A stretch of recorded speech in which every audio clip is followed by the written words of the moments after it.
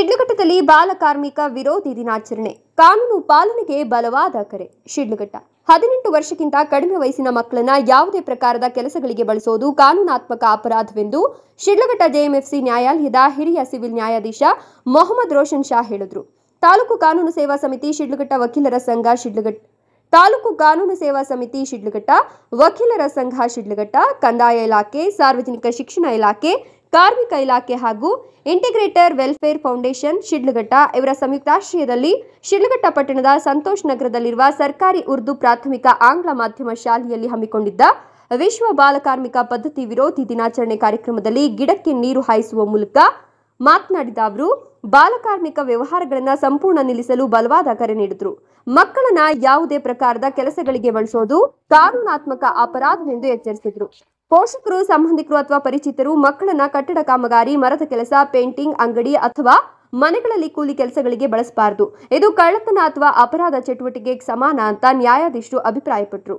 ಮಕ್ಕಳಿಗೆ ಉತ್ತಮ ಶಿಕ್ಷಣ ಒದಗಿಸಲು ಪೋಷಕರು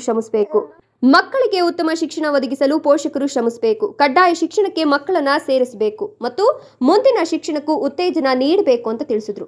ಅಲ್ಲದೆ 18 ವರ್ಷಕ್ಕಿಂತ ಕಡಿಮೆ ವಯಸ್ಸಿನ ಹೆಣ್ಣುಮಕ್ಕಳ ವಿವಾಹ ಹಾಗೂ 22 ವರ್ಷ ಒಳಗಿನ ಗಂಡು ಮಕ್ಕಳ ವಿವಾಹ ಕೂಡ ಕಾನೂನಿನಂತೆ ನಿಷಿದ್ಧವಾಗಿದೆ ಅಂತ ಜ್ಞಾಪಿಸಿದ್ರು. ತೀವ್ರ ಆರ್ಥಿಕ ಸಂಕಷ್ಟದಲ್ಲೂ ಮಕ್ಕಳನ್ನ ದುಡಿಯಲು ಬಿಡಬಾರದು. ಯಾವುದೇ ಸಮಸ್ಯೆ ಎದುರಾದ್ರೆ 1098 ಹೆಲ್ಪ್ಲೈನ್ ಸಂಪರ್ಕಿಸಲು ಕರೆ ನೀಡಿದ್ರು. ಇನ್ನು ವಕೀಲರ ಸಂಘದ ಅಧ್ಯಕ್ಷ ಎ ನಾರಾಯಣಸ್ವಾಮಿ ಮಾತನಾಡಿ, ದೇಶದ ಕೆಲ ರಾಜ್ಯಗಳಲ್ಲಿ ಇನ್ನೂ ಬಾಲಕಾರ್ಮಿಕರನ್ನ ಬಳಸಲಾಗುತ್ತಿದೆ ಮತ್ತು ಬಡತನವೇ ಇದರ ಮೂಲ ಕಾರಣವೆಂದು ವಿಷಾದಿಸಿದರು. ಪೋಷಕರು ತಮ್ಮ ಮಕ್ಕಳಿಗೆ ಉತ್ತಮ ಶಿಕ್ಷಣ ಒದಗಿಸಿ ಬಡತನವನ್ನ ನಿವಾರಿಸಿ ಮಕ್ಕಳ ಭವಿಷ್ಯವನ್ನ ರಕ್ಷಿಸಬೇಕು ಅಂತ ಹೇಳಿದ್ರು.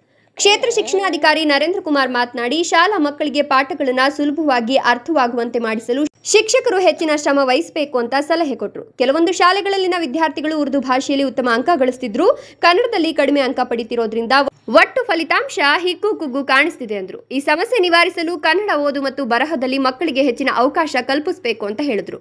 ವಕೀಲರ ಸಂಘದ ಪ್ರಧಾನ ಕಾರ್ಯದರ್ಶಿ ಸಿಜಿ ಭಾಸ್ಕರ್ ಮಾತನಾಡಿ, ಶಿಡ್ಲಘಟ್ಟದಲ್ಲಿ ಕೆಲವು ಸ್ಥಳಗಳಲ್ಲಿ ಇನ್ನೂ ಮಕ್ಕಳನ್ನು ಬಳಸಿ ರೇಷ್ಮೆ ನೂಲು ತೆಗೆಯುವಂತಹ ಪಡುವಣ ಕೆಲಸಗಳು ನಡೀತಿರೋದ್ರ ಬಗ್ಗೆ ಆತಂಕ ವ್ಯಕ್ತಪಡಿಸಿದರು.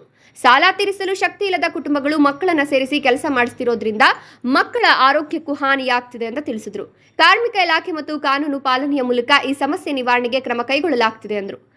ಕಾರ್ಯಕ್ರಮದಲ್ಲಿ ಪಾಲ್ಗೊಂಡ ಪೋಷಕರು ತಮ್ಮ ಮಕ್ಕಳ ಭವಿಷ್ಯವನ್ನ ಸುರಕ್ಷಿತವಾಗಿ ಕಟ್ಟಿಕೊಡುವ ಕುರಿತು ಆಶಯ ವ್ಯಕ್ತಪಡಿಸಿದರು. ಮಕ್ಕಳ ಹಕ್ಕುಗಳಿಗೆ ರಕ್ಷಣೆ ಒದಗಿಸುವಲ್ಲಿ ಪೋಷಕರು, ಶಿಕ್ಷಕರು ಹಾಗೂ ಅಧಿಕಾರಿಗಳು ಒಂದಾಗಿ ಕೆಲಸ ಮಾಡಲು ನಿರ್ಧಾರ ಕೈಗೊಂಡರು. ಈ ಸಂದರ್ಭದಲ್ಲಿ ಪ್ರಧಾನ ಸಿವಿಲ್ ನ್ಯಾಯಾಧೀಶೆ ಸುಕನ್ಯಾ, ಹೆಚ್ಚುವರಿ ಸಿವಿಲ್ ನ್ಯಾಯಾಧೀಶೆ ರಂಜಿತಾ ಎಸ್, ತಾಲೂಕು ಕಾರ್ಮಿಕರ ಇಲಾಖೆ ನಿರೀಕ್ಷಕಿ ವಿಜಯಲಕ್ಷ್ಮಿ, ನಗರ ಪೊಲೀಸ್ ಸಬ್ ಇನ್ಸ್ಪೆಕ್ಟರ್ ವೇಣುಗೋಪಾಲ್, ಮುಖ್ಯ ಶಿಕ್ಷಕಿ ಆಜಂ ಪಾಷಾ, ಶಿಕ್ಷಕರಾದ ಮುಕ್ಬಾಲ್ ಪಾಷಾ, ನಫೀಶ್, ಫಾತಿಮಾ, ನಶೀನ್, ದಾವೂದ್ ಪಾಷಾ ಎಸ್, ಹೀನಾ ಕೌಸರ್ ಸೇರಿದಂತೆ ಇತರರು ಹಾಜರಿದ್ದರು.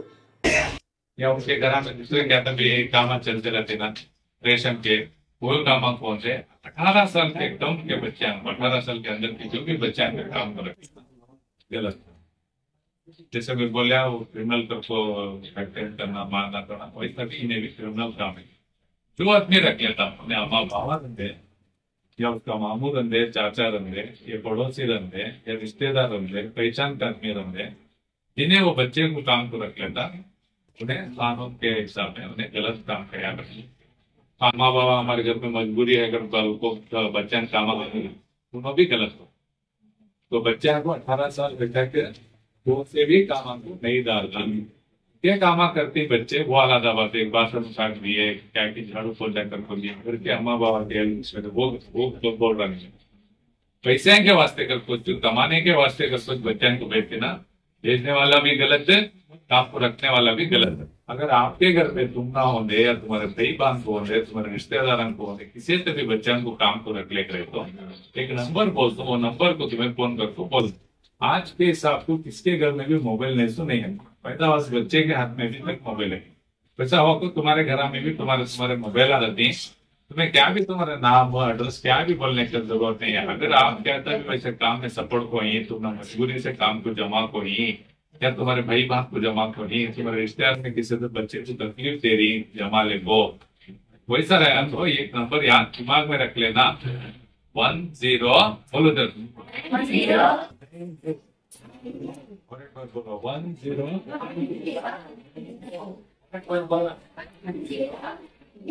10 हर चीज के कानून में 18 साल कंप्लीट होना चाहिए। गाड़ी भगाना तभी कंप्लीट होना, इसके साथ लाइसेंस रहना चाहिए बच्चे को। और नहीं तो कौन से बच्चे कितना भी अच्छा गाड़ी सीखो रहा है तभी चलाना नहीं, चला को एक्सेप्ट करे तो तुमना भी कानून के हिसाब से सजा होती है बच्चों को। इसकी गाड़ी रहती है अम्मा की, बाबा की, टीचर की, उसे भी सजा होती है। ठीक हो तो उन्हें गाड़ी बच्चे दिया करते गलत, तो उसರ ಜೊತೆ ಚಂದಾಗಿ ಆಟಾಡಿ ಬೇಡ ಅನ್ನೋದು ಹೇಳೋದಿಲ್ಲ. ಮನೆ ಸ್ಕೂಲ್ ಬಿಟ್ಟು ಬೇರೆ ಕಡೆ ಎಲ್ಲೋ ಅನಾವಶ್ಯಕವಾಗಿ ಹೋಗ್ಬೇಡಿ, ಸಂತೋಷವಾಗಿರಿ. ನಿಮ್ಮ ಅಪ್ಪ ಅಮ್ಮ ಹೇಳಿದ ಮಾತು ಫಸ್ಟ್ ಕೇಳಿ, ಎಲ್ಲ ನಿಮ್ಗೆ ಒಳ್ಳೇದಕ್ಕೆ ಹೇಳೋದು.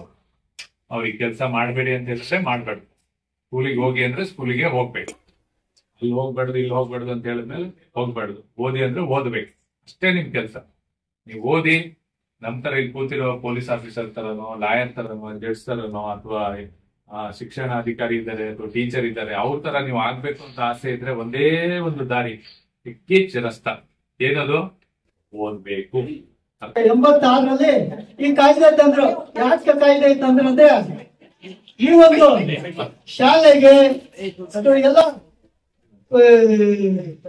ಹುಡುಗರ ಇದರಲ್ಲೇ ಈ ಕಾರ್ಖಾನೆಗಳಿಗೆ ಮತ್ತೆ ಹೋದ್ರೆ ಶಿಕ್ಷಣ ವಂಚಿತರಾಗ್ತಾರೆ, ಇಲ್ಲ ಬೇರೆ ರೀತಿ ಎಲ್ಲ ವಂಚಿತರಾಗ್ತಾರೆ ಅಂದ್ಬಿಟ್ಟು ಈ ಕಾಯ್ದೆ ತಂದಿದ್ದಾರೆ.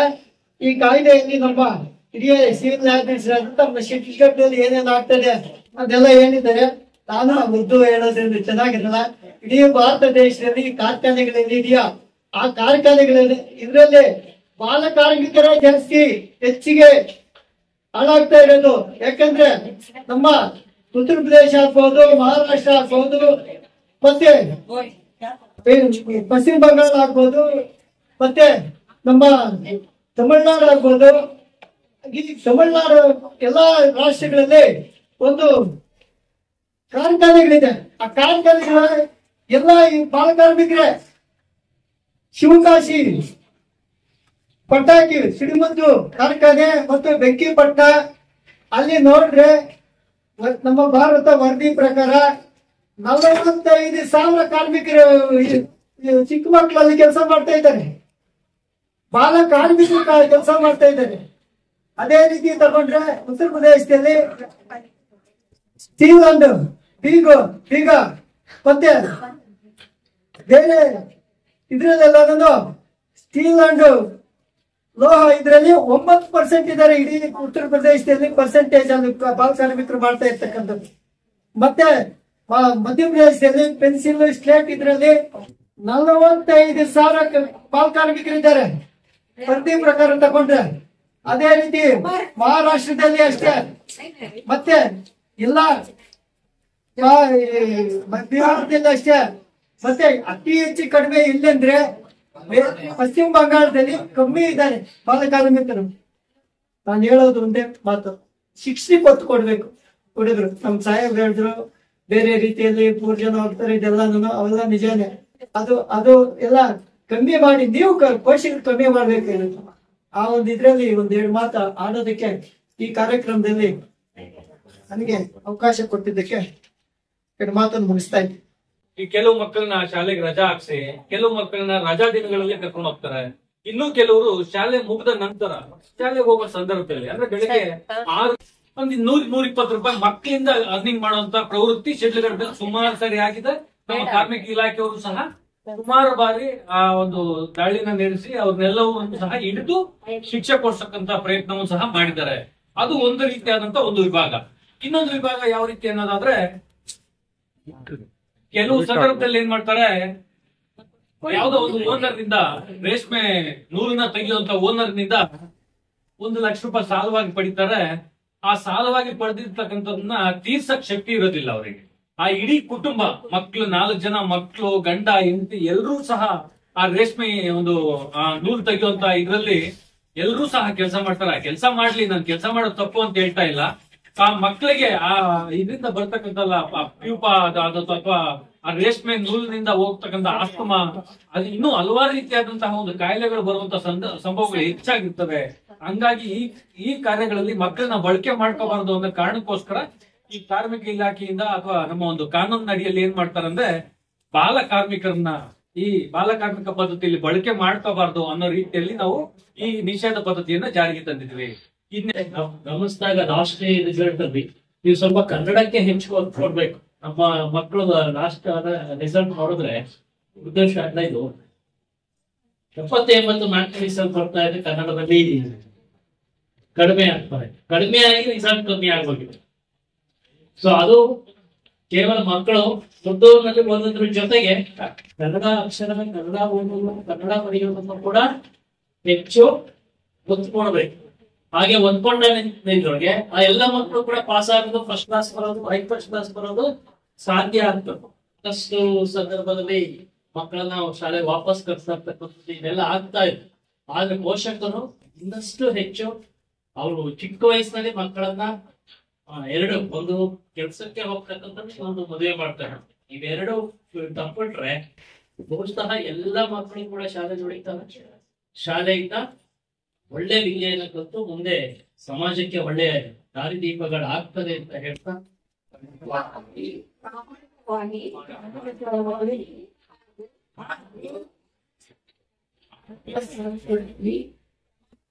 ಏನೆಂದರೆ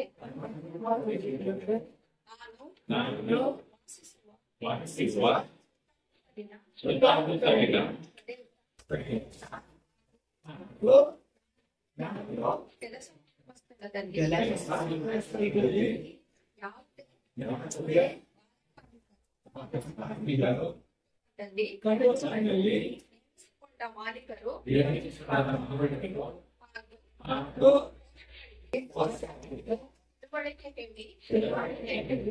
ಮಗುವನ್ನು ಶಾಲೆಗೆ ಸೇರಿಸುತ್ತೇನೆ. ನಮ್ಮ ಸಾಹೇಬ್ರ ಬಗ್ಗೆ ಒಂದು ಟ್ರಿಬಲ್ ರೈಡಿಂಗ್ ಆಗ್ಬೋದು, ಮತ್ತೆ ಈ ಚಿಕ್ಕ ಚಿಕ್ಕ ಮಕ್ಕಳಿಗೆ ಪೋಷಕರು ಈ ಗಾಡಿ ಕೊಟ್ಟು ಕಳಿಸ್ತಾರ. ಅವ್ರು ಒಬ್ರು ಓಡಿಸ್ಕೊಂಬರ್ತಾರ. ಅದ್ರ ಹಿಂದೆ ಚಿಕ್ಕ ಮಕ್ಕಳಾದಂತ ಇನ್ನೊಬ್ರು ಕೂತಿರ್ತಾರ. ಮತ್ತೆ ಮೊನ್ನೆ ಒಂದು ಸಾರಿ ಇಟ್ಕೊಂಡು ನಾವು ಫೈನ್ ಎಲ್ಲ ಮಾಡಿದ್ರಿ ನಮ್ ಲೆವೆಲ್. ಇದು ಏನಾಗಿದೆ ಅಂತಂದ್ರೆ, ಒಂದು ಹೆಲ್ಮೆಟ್ ಕೇಸ್ ಹಾಕ್ಬೇಕಾದ್ರೂ ಇಲ್ಲಿ ಒಂದು 500 ರೂಪಾಯಿ ಕನಿಷ್ಠ ಪಕ್ಷ ಫೈನ್ ಇದೆ. ಅದರಲ್ಲಿ ನಾವು 500 ರೂಪಾಯಿ ಹಾಕಿದ್ರೆ ಈ ಒಂದು ರೈಲ್ವೆ ಸ್ಟೇಷನ್ ಮೇಲೆ ಒಂದು 60% 70% ಎಲ್ಲ ಈ ಕಾರ್ಮಿಕರಾಗೆ ದುಡಿತಾ ಇದ್ದಾರೆ. ಅವರು ಒಂದು ದಿವಸದ ಒಂದು ಕೂಲಿ ಬಂದೇನೆ ಒಂದು 300, 350, 400 ರೂಪಾಯಿ ಒಳಗಡೆ ಇರುತ್ತೆ. ನಾವೇನಾದ್ರು 500 ರೂಪಾಯಿ ಫೈನ್ ಹಾಕಿ ಮತ್ತೆ ನಾವೇನಾದ್ರು ಫೈನ್ ಕರೆಕ್ಟ್ ಮಾಡಿದ್ರೆ ಆ ಒಂದು ದಿವಸದ ಕೂಲಿ, 8 ಗಂಟೆ ಸಂಪಾದನೆ ಮಾಡಿದಂತ ಒಂದು ದಿವಸದ ಕೂಲಿ ಎಲ್ಲ ನಾವು ಕಟ್ಟಬೇಕಾಗುತ್ತೆ. ಅದನ್ನ ನೋಡಿ ನಾವು ಏನೋ ಒಂದು ಮಾನವೀಯತೆ ದೃಷ್ಟಿಯಿಂದ ಇದೆಲ್ಲ ಅರ್ಥ ಮಾಡ್ಕೊಂಡು ನಾವು ತಿಳಿತಾ ಇದ್ದೀವಿ. ಮತ್ತೆ ಇತ್ತೀಚೆಗೆ ಮೊನ್ನೆ ನಾವು ಗಾಡಿ ಇಟ್ಕೊಂಡು ನಾವು ನಮ್ಮದೆಲ್ಲ ಫೈನ್ ಹಾಕಿದ್ರಿ. ಅದೇ ಕೋರ್ಟ್ ಕಳಿಸಿದ್ರೆ ಕನಿಷ್ಠ ಪಕ್ಷ 25,000 ರೂಪಾಯಿವರೆಗೂ ಅವ್ರಿಗೆ ದಂಡ ಹಾಕ್ತಾ ಇದ್ರು. ಆ ದಂಡ ಕಟ್ಬೇಕಾದ್ರೆ ಕನಿಷ್ಠ ಪಕ್ಷ ಒಂದು 6 ತಿಂಗಳಾದ್ರೂ ಇವರು ಮನೆಗಳಲ್ಲಿ ದುಡಿಬೇಕು. ಮತ್ತೆ ಅವ್ರ ಮನೆ ಅವ್ರನ್ನ ಗಾಡಿ ನಮ್ಮ ವಶಕ್ಕೆ ಪಡ್ಕೊಂಡು ಮತ್ತೆ ಅವ್ರ ತಂದೆ ತಾಯಿ ಏನ್ ಕೆಲಸ ಮಾಡ್ತಾ ಇದಾರೆ ಅಂತ ಕೇಳಿದ್ರೆ, ಅವರು ತೀರಾ 8 ತಿಂಗಳ ದುಡಿತಾ ಇದ್ದಂಗೆ ರೇಷ್ಮೆ ಕೆಲಸ ಮಾಡ್ತಾ ಇದಾರೆ. ಅವ್ರ ಸಂಪಾದನೆ ಏನಂತ ಕೇಳಿದ್ರೆ ಇಬ್ಬರು ಸೇರಿದ್ರೆ ಒಂದು 400-450 ರೂಪಾಯಿ ಒಳಗಡೆ ಈ ತರ ಪರಿಸ್ಥಿತಿಗಳಿರ್ತಾವೆ. ದಯವಿಟ್ಟು ಮಕ್ಕಳು ಏನಾಗಿದೆ ಅವ್ರಿಂದ ಏನೋ ಕೈದು ಮೊಬೈಲ್ ನೋಡ್ಬೇಕು, ಮತ್ತೆ ಯಾವ್ದಾರ ಮನೆ ಮುಂದ್ಗಡೆ ಬಿಟ್ಟಿದ್ರೆ ತಂದೆ ತಾಯಿ ಸಹ ಹೇಳೋದಿಲ್ಲ. ಒಂದ್ ಟೈಮ್ ಅವರೇ ಗಾಡಿ ತಗೊಂಡ್ಬಂದ್ಬಿಟ್ಟಾರ. ಆ ತಗೊಂಡ್ಬಾರ್ದು.